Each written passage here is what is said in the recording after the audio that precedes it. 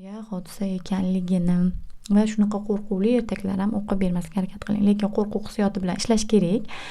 Biror narsadan qo'rqsa, men ham yoshligimda qo'rqqanman, shunaqa qilib yengganman, qo'rqoq ayiqchani qo'rquvini yengani, qo'rqqan narsasini oldiga borib ko'rgani, ushlab ko'rsa qo'rqinchli emasligini. Xullas shunaqangi qo'rquv holatlari bilan ishlang va qo'rqqani uchun "Voy, shundan ham qo'rqasanmi? Ha, bu tushku, bu telefonku" degan so'zlardan foydalanmang, chunki u narsaga ojiz bolangiz "Ha, shundan qo'rqdingmi? Keyingi safar yoniga borib ko'r, haydab ko'r, ketdi-chi, ketarmikin?" Yoki bo'lmasam sen ham uni qo'llaring bilan haydab, ya'ni qo'rqinchli narsani ko'rsatib bo'lgan bo'lsangiz, sen bo'lmasa yoningga himoyachi farishtalarni chaqir, ular uni haydab yuborishadi. Ya'ni yechimlarni berishga harakat qiling. Bolani qo'rquvlari bo'yicha imkon qadar shu qo'rqadigan narsalarni bermaslikka harakat qiling. Endi ishtahani aytdim, uyquga ta'sirini aytdim. Endi telefonga o'rganib qolgan bola keyinchalik sizdan telefon so'raganda bermasangiz, sizga qarshi dushmanlik pozitsiyasi yonishni boshlaydi. Ya'ni onam mening lazzat olayotgan narsamni olib qo'ydi. Masalan, narkomandan endi bu o'xshatish juda xunuk-ku. Masalan, olib qo'ysangiz qanaqa xumor qilib sizga tashiydi. Xuddi shu jarayon o'smirlik davriga borib paydo bo'lib qoladi. Bolalaringiz masalan 3 yosh, 4 yosh, 7 yoshli bo'lsa, hammasiga umumiy qilib 15 minutlik vaqt yoki alohida-alohidadan o'zlarini vaqtlarini ilib qo'yish, hatto o'zingizni vaqtingizni ham kiriting bunda. Qoidalar faqat bolalar uchun emas, o'zingiz uchun ham. Telefondan foydalanish vaqti men uchun yarim soat, bolalarim uchun, o'g'lim uchun 15 minut, qizim uchun 20 minut, yoshiga qarab. Sen ham mana shu yoshga kirganingda, senikini ham 20 minut qilamiz.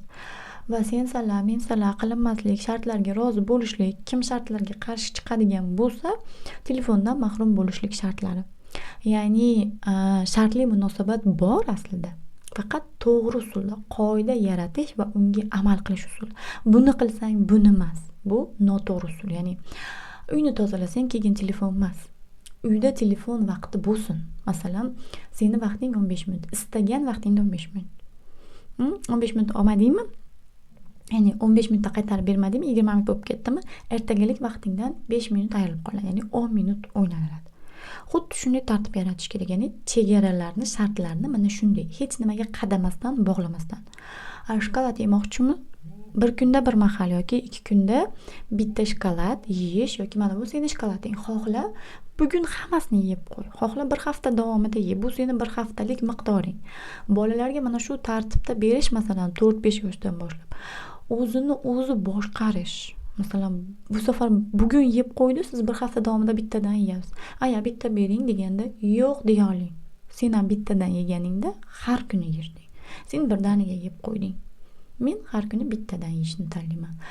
Va o'zini o'zi nazorat qilishni shakllantiradi bola. Siz nazoratchi onalikdan chiqing. Bolaga ishoning. 3 yoshdan boshlab unga mas'uliyat topshirish mumkin. Qizimga zavochka oladigan bo'lsak, 5 talik bo'ladi pashkada. Beraman, tortmaga solib qo'ying. Ertaga olib chaynaysiz. Mendan yashirib olib chaynab qo'ygan bo'lsa, ertasiga olib bermayman. Ya'ni ertasiga zavochka so'raganda qizim o'zingiz chaynab qo'yibsiz, ertagaligingizni ham deyman. Bir kun shokolad oldik, bilmadim 3 kun yedi bo'lib xolodilnikka qo'yib. Ya'ni bugun yarmini yesam ertaga yana bo'ladimi shokoladim dedi. Ha dedim. Suyunib ketib qo'yib ertasiga suyunib, yaxshi ham kecha yeb qo'ymabman dedi. Hali nima deydi? Odatda bir martada yeb qo'yardi, lekin baribir qilurdim, ya'ni o'ziga berurdim.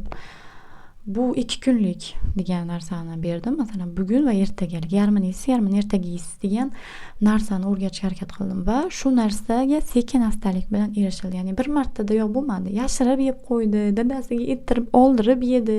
Hamma usulni sinab ko'rdi, lekin ertasiga natijani o'zi ko'rdi. Meni shokoladim bor edi, uniki yo'q edi holatlarida. Ya'ni har doim ham 100% chegaralamayman bolani. Masalan, shirinlik yegisi kelyaptimi, ko'ngli tusayaptimi?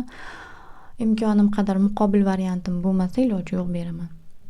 Chunki bola talab qilganda hamisha ham rad qilishlik, hamisha ham qattiq qo'llik charchatadi. To'g'ri, zararingizga bo'lsa ham ba'zi-ba'zida Pepsi ichkiz keladi, ba'zi-ba'zida lavash yegiz keladi. Zararligini bilsangiz ham yaxshi ko'rasiz. To'g'rimi? Ya'ni bolamni 100% to'g'ri oziqlantirishga 100% yo'q, ideal insonlik yo'q. 100 yil yashamasa 99 yil yashabdi. Ya'ni aytmoqchimanki, o'zingiz amal qilolmagan qoidalarni bolangiz uchun ham yaratmang. O'zingiz amal qilolyapsiz, masalan, shokoladni o'zidan chiqarmoqchimisiz, o'zingiz ham amal qilib ko'ring-chi, kuchingiz qanchalar yetarkin. Endi bolangizning irodasi bilan o'ylab ko'ring. Agar darsni tinglab, mana shu yerigacha kelgan bo'lsangiz, mo'jizaviy yuz yechimdan yana darslar qoldiring deb yozib qo'ying. Men dars tinglaganlaringni va mana shu yergacha kelganlaringni bilaman va keyingi darsni tashlayman. Chunki dangasalar ko'payib qopti oramizda. Buning uchun shunaqa usullardan foydalanmasam bo'lmayapti. Meni tushundilaring degan umiddaman. Barchamizga xayrli va manfaatli bo'lsin.